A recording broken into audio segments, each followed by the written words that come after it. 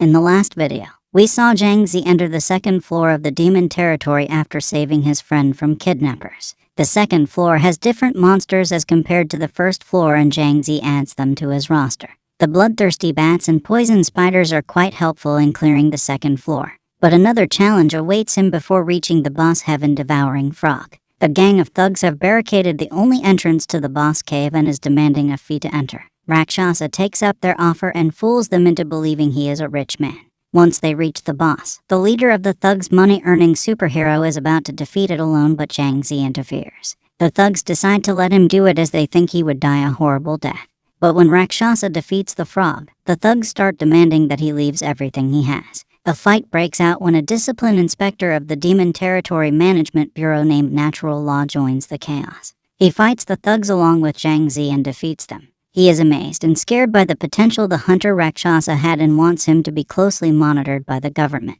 He even offers him to join the bureau, but Zhang Zi refuses. Zhang Zi moves to the third floor and then back home. He finds that his sister worked in the dance hall in a luxury club in their city without informing him. He rushes to save her from two VIPs who are harassing her. One of them is Cheng Feng, a genius with an S-rank talent. But Zhang Zi is able to easily defeat him and returns home after being rewarded by the owner of the club. The next day, he goes back to the third floor and finds that he would have to fight goblins on this level. The Goblin Warrior was a strong close-range monster, while the Goblin Stone Pelter was the more dangerous one. He fights a team of the two types of goblins, but the Goblin Stone Pelter runs away with just a little bit of HP left. In the meantime, Zhang Zi defeats the Goblin Warrior and adds it to his crew, but he is shocked to find that the violent rabbit he sent after the Goblin Stone Pelter was dead. He cannot believe that his violent rabbit would be defeated so easily. But the real reason behind it comes to light soon. He hears the voice of many footsteps coming at him. He turns back to find a horde of angry goblins led by the Goblin Stone Pelter that escaped earlier. Zhang Zi is scared for his life when he sees how many goblins he would have to fight. He returns all his summoned beasts to the summoning array, otherwise they would all die. He begins running with the goblins at his tail. He manages to get inside the protected area of the altar, but the monsters do not follow him. The wounded Stone Pelter warns the other goblins that it was not safe to approach the structure, and they leave after taunting Zhang Zi. Zhang Zi is also surprised on learning that the goblins were so intelligent. They knew the dangers of coming near the altar and could work as a team. But the other hunters are amused by what they see. They laugh that Rakshasa must have done something outrageous to attract this many goblin enemies. But Zhang Zi tries to form a new strategy against the goblins. They were intelligent. They could work together and run away when they sensed danger. It would not be easy to defeat them all at once. He would have to pick out one goblin at a time and stop it from running away. And he had the right monster for that. He finds another team of goblins. It can be concluded that they always moved in teams of two, a Goblin Warrior and a Goblin Stone Pelter. Zhang Zi sees that the teams were well balanced, but the Stone Pelter would run away, leaving his comrade to die. But this time he would not let it escape. He summons a lava turtle and the Goblin Warrior he had recently acquired to fight the Goblin Warrior in the team. Meanwhile, he orders his Dark Shadow Wolf and Heaven-devouring frog to attack the long-range goblin. The Goblin Warrior is quickly defeated and the Goblin Stone Pelter is thinking about running away again. Its HP is one hit away from reaching 0 and it is cornered by boss-level monsters. He sees the chance and tries to run away, but Zhang Zi is prepared this time. He summons his poison spider and catches the goblin in its web. The goblin falls down and Zhang Zi and his summons surround it. He taunts the goblin that he should run away if he wanted to live. But then he orders his summons to beat the Goblin Stone Pelter to death. Once that is done, Zhang Zi summons the goblin. Its stats are very high.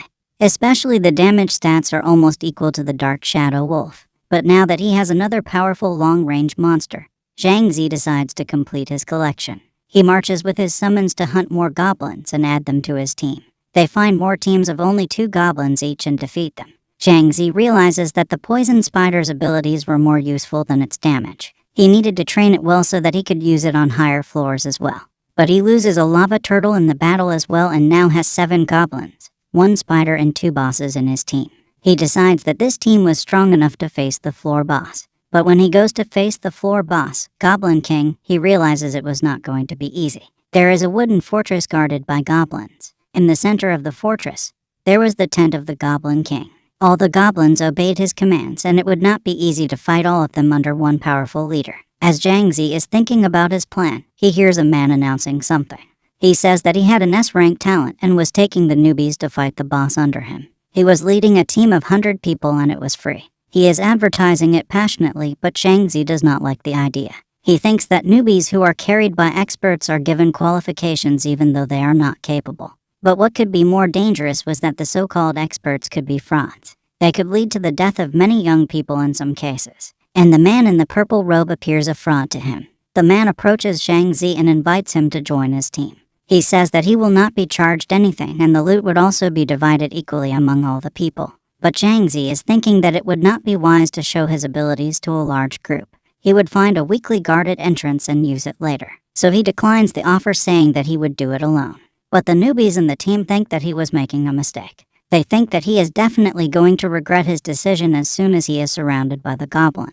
But Zhang Zi walks away from the crowd. He finds the exact place he was hoping to find, a less guarded gate to the camp. He summons his monsters and defeats the goblins at the gate and enters the fortress. He reaches the tent of the Goblin King but is shocked on hearing people cry for help. The party under the man in the purple robe was surrounded by goblins. The goblins were pressing them hard and Zhang Zi could notice that they were in a bad condition. But the man in the purple robe was not with them. All the hunters die from the assault of the goblins and the Goblin King. The Goblin King returns to his throne and laughs as soon as the bodies of his enemies begin to fade into nothingness. Zhang Zi realizes that all of this was a trap for the naive hunters. The man did not have an S-rank talent. He brought these kids to die here so that he could collect the loot dropped by them. He enters the camp and thinks that these people had lost their lives because someone was greedy to get a few low-quality magic soul orbs. He is shocked when a dagger is thrown right in front of him. The Goblin King had noticed the intruder. He growls and tells Zhang Zi that it was reckless to enter his room alone. Zhang Zi is shocked at listening to the Goblin King talk clearly. The goblin starts attacking him and he has to summon his goblins to stop them. He summons the goblin warriors to stop the other goblin warriors. The boss does not understand how some goblins could go against him and fight their brothers. But then Zhang Zi summons the rest of his monsters and tries to attack the Goblin King. But the king roars and says that their attacks were useless. He uses his skill Whirlwind Fist and kills the goblins Zhang Zi had sent to attack him. Zhang Zi is scared of his power and decides to stick with the long-range attacks. He orders the stone-pelting goblins and the heaven-devouring frog to attack the king and he also shoots him. But the Goblin King is even more formidable than Zhang Zi had thought. He can use his two swords to block the long-range attacks. Only some of the heaven-devouring frog's attacks reach him and he can block all of the stones and arrows shot at him. He declares that the intruder would be killed. Zhang Zi cannot think of a way to defeat the boss at this rate. The goblins under the king start attacking him and he somehow manages to block them with the help of his summoned goblins. He realizes he would lose his goblins at this rate. He is thinking about retreating when a dagger stabs him in the guts. The man in the purple robe is standing in front of him with the dagger. His hunter nickname was Kiss of Death. Zhang Zi is shocked on finding him there. But he cannot also believe he could not notice him or the attack coming. The man in the purple robe laughs that Zhang Zi must be a tough one because he survived a critical hit from his weapon. Zhang Zi curses him but the man just laughs and tells him about his talent. His skill was stealth. He could stay invisible until he attacked or got hurt. He boasts about it being really useful but Zhang Zi says that it was only useful when betraying newbies. He shouts that he must have been relying on that method because he could not kill monsters with his weird skill. But Kiss of Death agrees with everything he says. He tells Zhang Zi that if he had not interfered, he would have collected the orbs and gone away. But he not only enraged the boss but held out for this long. The evil man decides to kill him and then do what he always did, collect the loot. Zhang Zi realizes that he is surrounded by enemies on both sides. He was sandwiched between the Goblin King and the assassin.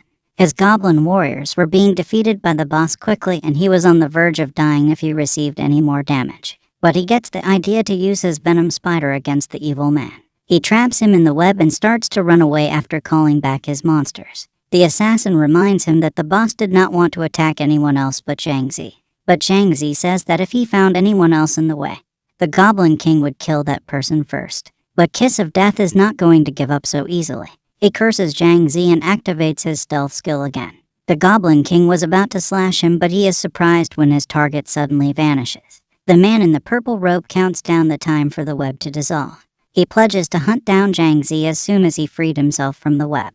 But Zhang Zi returns to the tent while the Goblin King is looking for the man who just vanished. The assassin does not realize what he was back for. Zhang Zi smiles and says that he realized that he could still turn invisible, so he was there to make things easy for the Goblin King. He shoots an arrow at the evil man and his stealth skill is disrupted. He wonders how Zhang Zi could have aimed at him since he was invisible, but he does not have the time to worry about it as the Goblin King is about to strike him. He gets injured badly, but he thinks that if he can hold on a little more, he would be able to escape.